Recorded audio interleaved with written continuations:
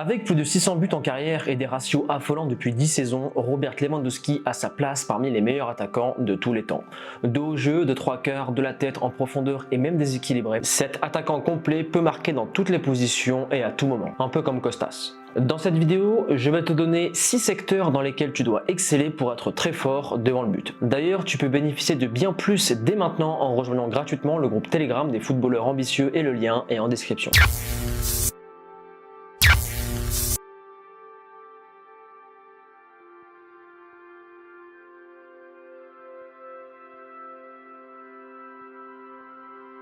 Premier point, l'instinct du buteur. Être attaquant ne s'improvise pas. Si tu n'arrives pas à développer et avoir un instinct de buteur, change de poste.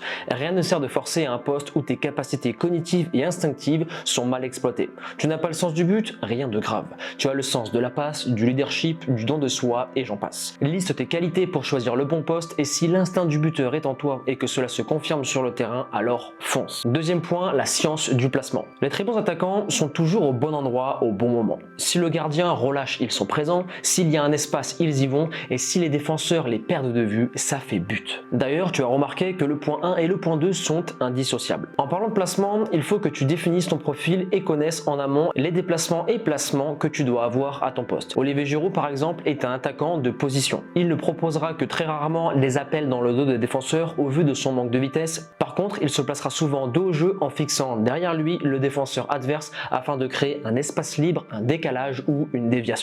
Alors attention, la science du placement chez l'attaquant n'est pas forcément synonyme d'invisibilité ou d'un appel incroyable. Comme au basket, adapter un bon placement pour faire un écran est aussi du génie. Le bon placement est celui qui libère de l'espace pour son coéquipier.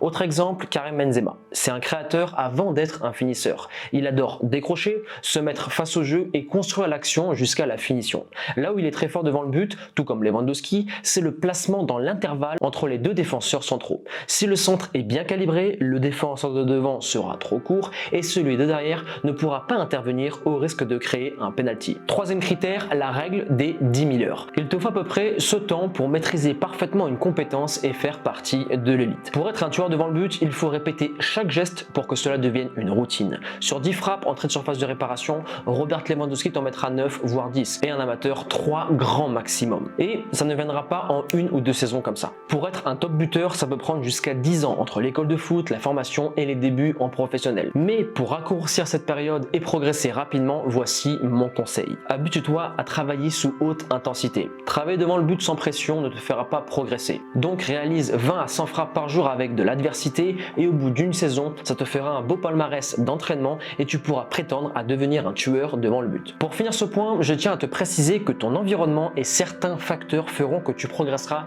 plus ou moins rapidement que les autres. Quatrième clé, la confiance. Une disette de buts chez un attaquant est souvent due à son manque de confiance en lui. Il peut travailler comme un dingue en séance et rater l'immanquable en match. La confiance est la clé de tout, que ce soit sur le terrain et dans la vie. Donc, ça se travaille par l'entraînement, bien évidemment, et aussi au travers de différentes techniques de préparation mentale. D'ailleurs, c'est le sujet du mois dans le canal privé Telegram des footballeurs ambitieux et l'accès au groupe est gratuit et le lien est en description.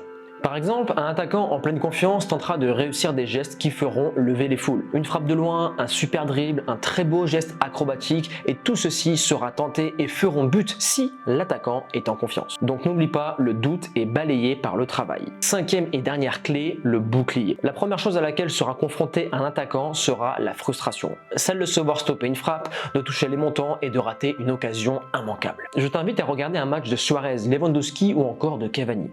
Avant que ça ne rentre, parfois ils peuvent y passer par 5 ou 6 fois. Tu as les défenseurs qui leur tirent le maillot, les supporters adverses qui se moquent d'eux parce qu'ils ratent en permanence, sauf que tout ce petit monde a oublié une chose. Un attaquant a juste besoin d'un but pour changer le cours d'un match. Il peut être mauvais durant 89 minutes à rater des passes, mais s'il marque le but de la victoire, alors tout est oublié et le défenseur qui avait été parfait durant 89 minutes devient instantanément le dindon de la farce. Tout comme le gardien de but d'ailleurs, qui voit tous ses arrêts passer aux oubliettes. Donc tu dois apprendre à travailler sur toi, comprendre que c'est normal de rater pour un attaquant, comprendre que parfois tu seras tenu en échec par un très bon gardien et avec les années, tu apprendras à devenir plus efficace et à mieux gérer la frustration. Tu vois à présent les 5 clés pour faire la différence devant le but et à présent je compte sur toi pour exploser la barre. Des likes, des commentaires et pense à t'abonner à la chaîne pour ne pas rater les prochains contenus qui arrivent. Persévérance et motivation et on avance ensemble.